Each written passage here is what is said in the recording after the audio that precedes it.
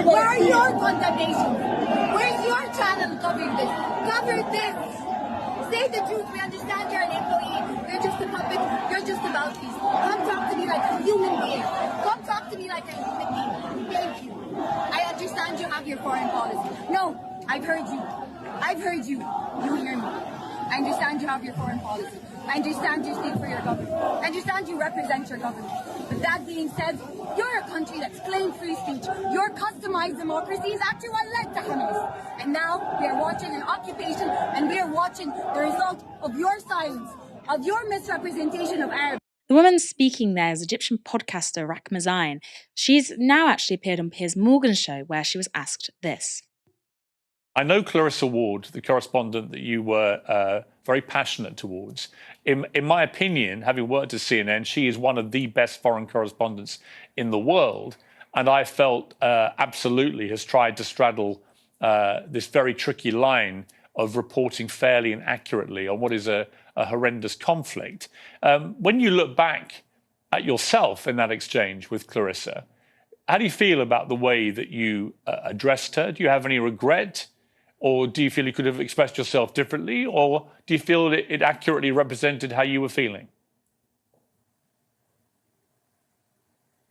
I'm not going to waste my time talking about the report with Clarissa because this takes away from the point. You mentioned before there was a deadlock in the debate. There's no deadlock in the debate. There is terror in the debate. You are unable to debate with Israel because what's happened so far is we're witnessing the sick relationship between the United States and Israel, where basically the United States has given a permission for Israel to have genocide on ground. And what's happened is we're seeing no one can say no to Israel. The United Nations isn't able to say no to Israel without repercussions. Media figures aren't able to say no to Israel without repercussions. So what ends up happening is that you're basically raising a spoiled brat you're unable to say no to that has now grown up to be a sociopath. And let me reiterate that the relationship between the United States and Israel is putting the world in jeopardy. Zain's exchange with Clarissa Ward came up again in that interview after Morgan asked her this. What is your view as someone in Egypt about what happened right on your border there in Gaza by Hamas against Israel? It's a very fair question. But the thing is, maybe I have a privilege being so close to the border, having many Palestinian friends, knowing more history, that I understand that once you oppress a people, and again, I'm not justifying what happened. The killing of civilians on both parts ought to be condemned.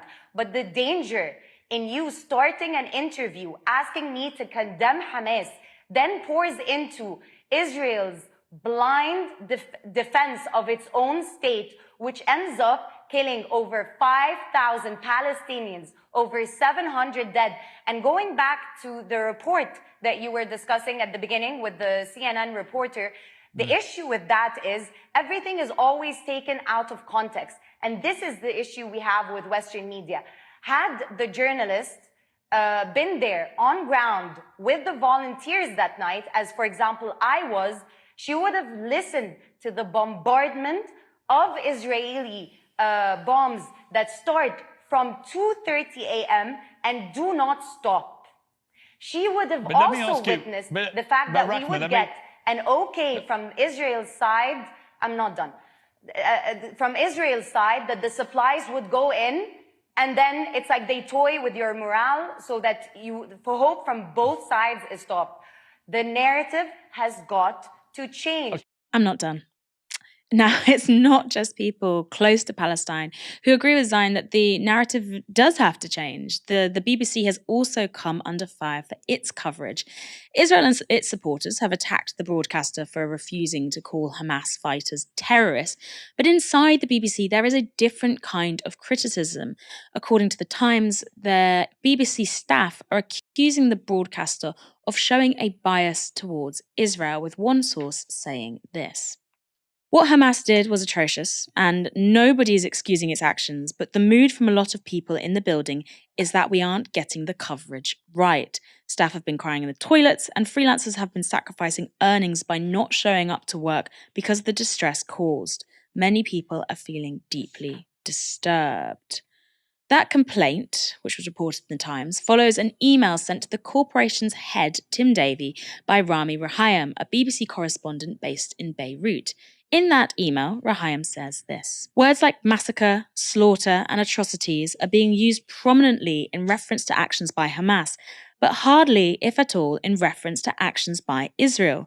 Does this not raise the question of the possible complicity of the BBC in incitement, dehumanization, and war propaganda? The BBC has taken upon itself in recent years the task of fighting fake news, disinformation, hate speech, and such things, a trend in Western media. Where is the content analysing the flood of incitement against Palestinians and tracking its impact?